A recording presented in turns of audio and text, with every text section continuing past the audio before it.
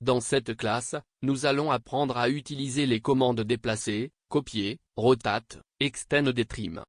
Nous connaîtrons quelques commandes dans la barre modifier utilisées pour modifier les esquisses créées. Allons en classe. Nous avons commencé par créer l'environnement de modélisation standard. Tout d'abord, nous connaîtrons la commande déplacer, utilisée pour déplacer des géométries. Lorsque nous activons la commande dans la barre modifier, nous devons sélectionner la géométrie via le champ sélectionné. Ensuite, avec l'option point de base, nous cliquons sur un point pour référence et positionnons la géométrie sur le bureau. Nous pouvons également activer l'option entrée précise dans la boîte de dialogue. Avec cette option, nous pouvons entrer des valeurs précises pour déplacer la géométrie, voir. Dans la séquence, nous avons la commande copier utilisée pour faire des copies. Son utilisation est similaire à la commande déplacer, note. Nous allons maintenant connaître la commande rotate, utilisée pour faire pivoter des géométries. Lorsque nous activons la commande, nous devons sélectionner la géométrie et informer le point de rotation. Un message s'affiche pour nous informer que la géométrie en cours d'édition a des restrictions. Nous devons cliquer sur oui afin que les restrictions soient supprimées pendant la rotation.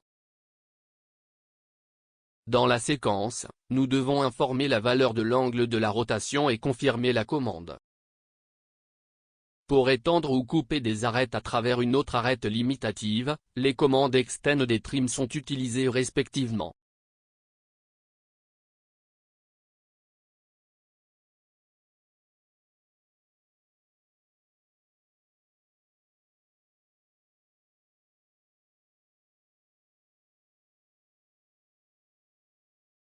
Prenez cet exemple, nous avons un cercle et autour de lui plusieurs lignes qui doivent être effacées. Après avoir activé la commande trim, nous pouvons utiliser l'option par défaut qui consiste à cliquer sur les lignes et à les supprimer, ou nous pouvons cliquer et faire glisser la souris à travers les lignes, voir qu'ils sont effacés.